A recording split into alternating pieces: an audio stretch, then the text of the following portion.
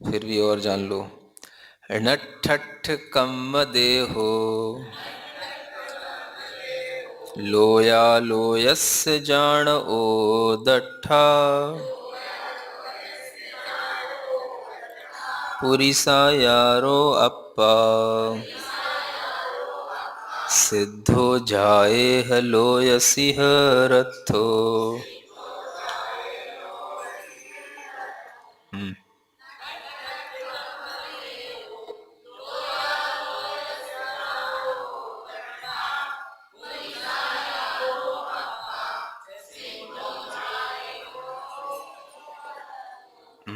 अब सिद्ध भगवान के बारे में जानने के लिए ये कुछ चीजें हैं। नठठ कम्म देहो, है ना, जिन्होंने अष्ट कर्म की देह को नष्ट कर दिया। कर्म की भी एक देह है जिसका नाम है कार्मण शरीर, है ना। क्या है? कार्मण शरीर। आत्मा के साथ में जुड़े हुए दो शरीर हैं जिन्हें बोलते हैं तेजस शरीर और कार्मण शरीर। उसके ऊपर ये तीसरा शरीर है औदारिक शरीर, ठीक है। फिर उसके ऊपर ये आपके वस्त्र, कोट, जैकेट, ये फिर और बड़े बड़े शरीर हैं, है ना। तो ये जो है, इस औदारिक शरीर के पीछे भी दो शरीर और हैं, और उनमें मुख्य है कार्मण शरीर। उस कार्मण शरीर की उत्पत्ति जो होती है, उसका फॉर्मेशन 8 प्रकार के कर्मों से ही होता है। माने 8 प्रकार के कर्मों के समूह का नाम ही कार्मण शरीर कहलाता है। और यह कार्मण शरीर ही सब प्रकार के शरीरों का बीजभूत होता है। बीज का मतलब जिसके होने पर ही सब प्रकार के शरीरों की उत्पत्ति होती है। अगर ये कार्मण शरीर नहीं है तो कोई भी शरीर संसार की किसी भी गति में नहीं मिलेंगे। सभी शरीरों की उत्पत्ति के लिए बीज, बीज का काम करने वाला क्या है? ये कार्बन शरीर। बीज जल गया तो अब वृक्ष नहीं बन सकता। वृक्ष जलने से कुछ नहीं होगा, क्या जलाना पड़ता है? बीज। बीज अगर एक बार नष्ट हो गया तो फिर कुछ भी उत्पत्ति नहीं होगी। ऐसे ही कार्मण शरीर एक बार नष्ट हो गया तो फिर कुछ भी उस आत्मा में उत्पन्न, फिर कोई उस आत्मा के लिए कोई शरीर आदि की प्राप्ति नहीं होगी। तो सभी शरीरों को जन्म देने वाला ये कार्मण शरीर ही होता है। इस कार्मण शरीर को जिन्होंने नष्ट कर दिया, और जो लोया लोयस्य जानो, लोक अलोक के जानने वाले भी हैं और दट्ठा माने देखने वाले भी हैं, है ना। हाँ, लोक और अलोक दोनों ही प्रकार के इस आकाश को, लोकाकाश और अलोकाकाश, इन दोनों को ही जो हर समय पर जानते भी हैं और देखते भी हैं, ऐसे वह सिद्ध भगवान होते हैं। तो सिद्ध भगवान की आत्मा में 8 कर्मों का नाश, लोक अलोक के ज्ञाता और दृष्टा, और उनकी वह आत्मा का आकार, जैसा कि आज सुबह भी बताया था, पुरुषा यारो। किसके आकार की आत्मा होती है? पुरुष के आकार की आत्मा होती है। क्या समझ आ रहा है? पुरुष का मतलब है? पुरुष का मतलब पुरुष, भेदभाव तो नहीं हो रहा है? अब यहां तो पुरुष माने, वैसे पुरुष माने आत्मा भी होता है, लेकिन यहां पर आत्मा का ही आकार बताया जा रहा है, तो फिर पुरुष का मतलब पुरुष ही लेना पड़ेगा, स्त्री नहीं लेना पड़ेगा। समझ आ रहा है ना। तो क्योंकि सिद्ध, हाँ, क्योंकि सिद्ध बनने से पहले जो चरम शरीर होता है, उस चरम शरीर का ही आकार उस आत्मा का होता है। तो वह चरम शरीर वाला नियम से मनुष्य में होते हुए भी क्या होगा? पुरुष ही होगा। उनके लिए ही यह चरम शरीर होने का सौभाग्य मिलता है, और वही जो है इस तरह से जब मुक्त हो जाते हैं तो उनकी आत्मा का आकार भी पुरुषाकार कहलाता है। तो पुरुषा यारो अप्पा सिद्धो, ऐसे वे सिद्ध भगवान हैं, उनको झाए ध्यान करो। कहाँ पर स्थित हैं वो? लोय शिहरथो, लोक के शिखर पर स्थित हैं। मतलब बिल्कुल टॉप पॉइंट ऑफ यूनिवर्स, लोक के बिल्कुल ऊपर शिखर पर स्थित हैं। ऐसे हुए सिद्ध भगवान तक अगर आपका ज्ञान पहुंच जाए तो अपने ज्ञान से उनको यहीं पर बैठे बैठे ध्याओ, और उन्हें अपने पास में, अपने ज्ञान में उन्हें वहां से उतार लो। कोई आपको पाप का बंध नहीं होगा।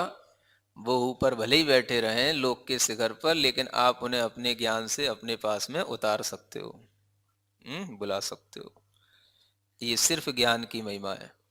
तो ऐसे इस ज्ञान के माध्यम से ही जो हम सिद्ध भगवान का चिंतन करते हैं वही हमारे लिए सिद्धत्व का ध्यान कहलाता है ना।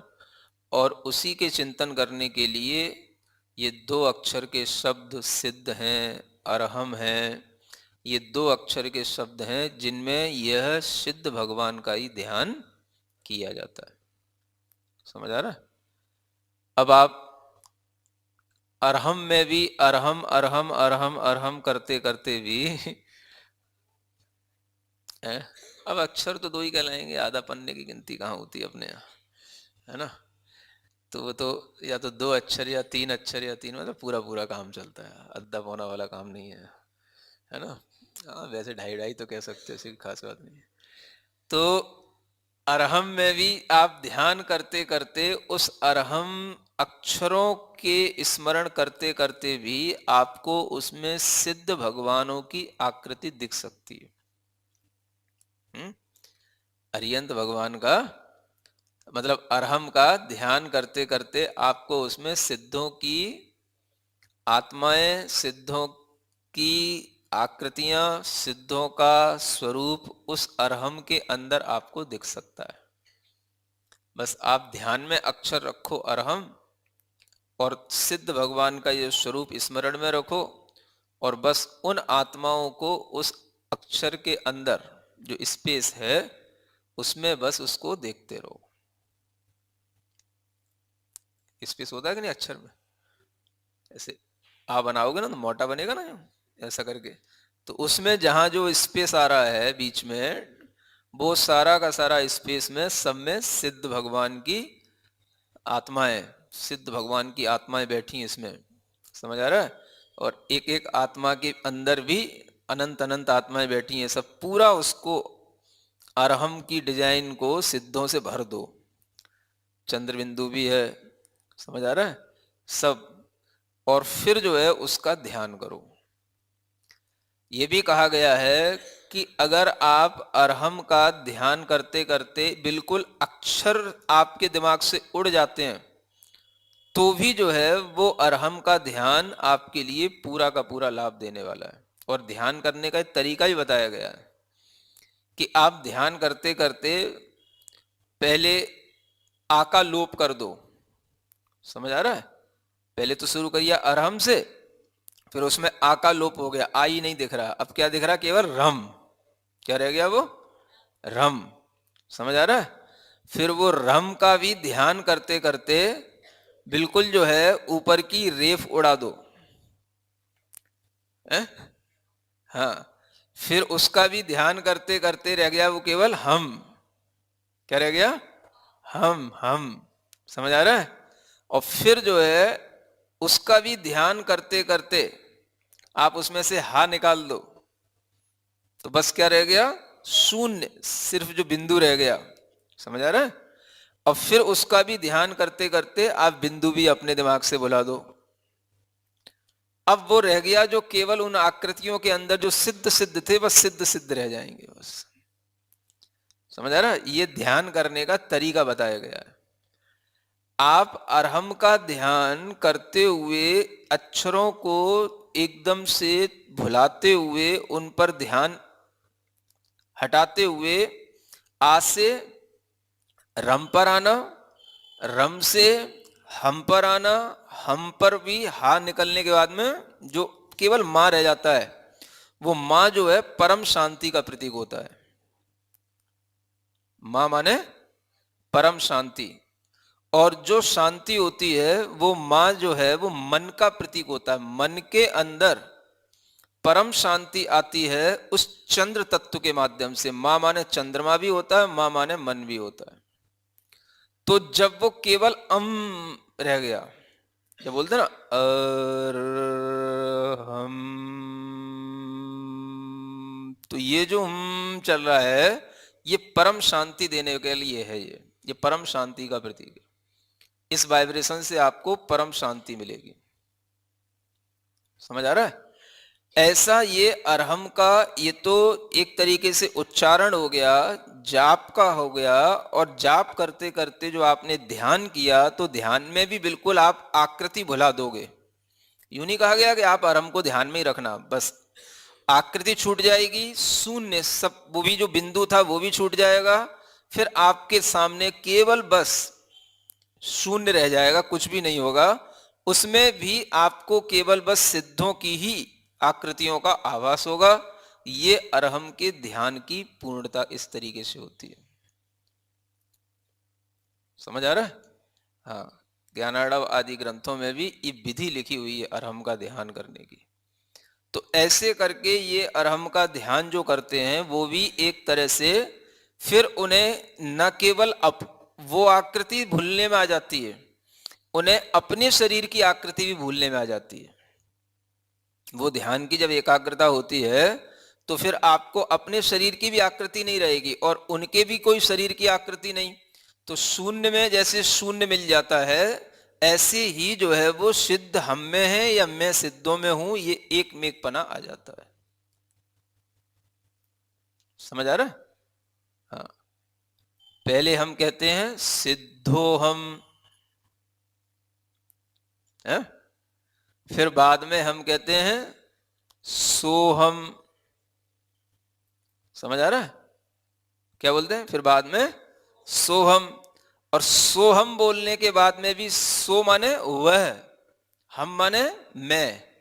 तो हम उसमें एक रिलेशन जोड़ते हैं, सो हम, वह मैं, वह मैं, वह मैं। तो हम इसमें एक अपने दिमाग को जो है बिल्कुल एक ही भाव में हम लीन कर रहे हैं, वह मैं, वह मैं, वह मैं। अगर आप इस तरह से अपने अंदर एक ही अभ्यास करोगे तो वह जो होगा वो आप में बैठ जाएगा। समझ आ रहा है? साइंस भी कहती है अगर आप 40 दिन तक किसी भी एक चीज में लगे रहो बस, तो आप उसी रूप हो जाओगे। आपके दिमाग में जो ब्रेन होता है वो ब्रेन के अंदर इस तरीके के मतलब The question you should be asking is not where are the smart investors investing, but how are they investing? On the Stable Money app, you can invest in fixed deposits with interest rates up to 9.1% per annum. Invest in RBI regulated FDs trusted by more than 2 crore investors. And also, book an FD in just 3 minutes. Welcome to Stable Money, India's favorite FD booking platform. Download the app now.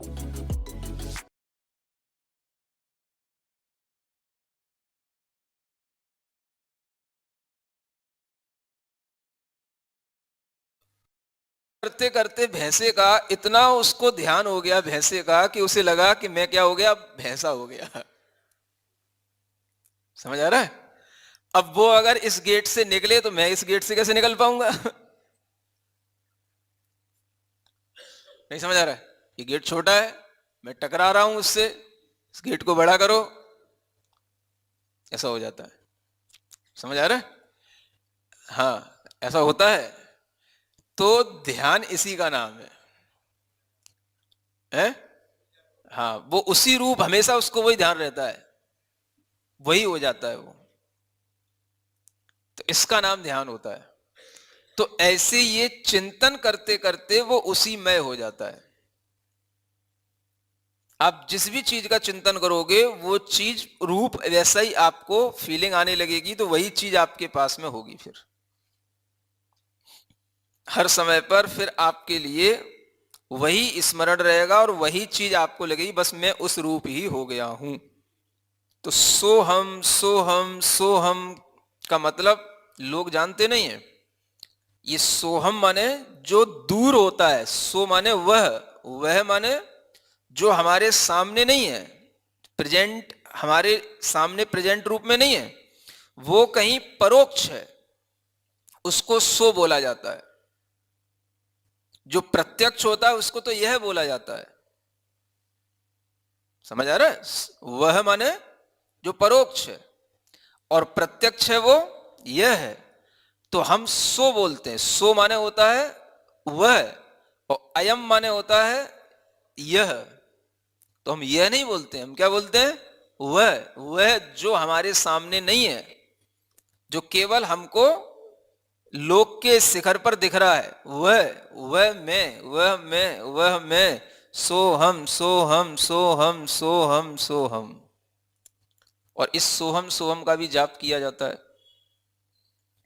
समझ आ रहा है? कई लोगों ने तो इस सोहम सोहम के ऊपर ही अपना एक योग खड़ा कर रखा है। समझ आ रहा है? अलग नाम से। क्या समझ आ रहा है? उसमें यही होता है, सोहम सोहम सोहम सोहम, आर्ट ऑफ लिविंग। हाँ, उसमें यही है। तो ये यही चीज है जो हमें बताई गई है। आचार्य पूज्यपाद महाराज ने तो एक श्लोक ही लिखा है इसमें, समाधि तंत्र में, सोहम इत्यात्म संस्कार तस्मिन भावनया पुनः तत्रैव दृढ़ संस्कारात लभते ही आत्मनि स्थिति। सोहम सोहम इति आत्म संस्कार है, जिसने संस्कार अपने अंदर ऐसा प्राप्त कर लिया सोहम सोहम कहते कहते, उसी में भावना करने से, तस्मिन भावनया पुनः, और उसी में जो है वो भावना करते करते वो अपनी ही आत्मा में स्थिति अपने की प्राप्त कर लेता है, माने वो अपने आत्मा में स्थित हो जाता है। हाँ, उसी का नाम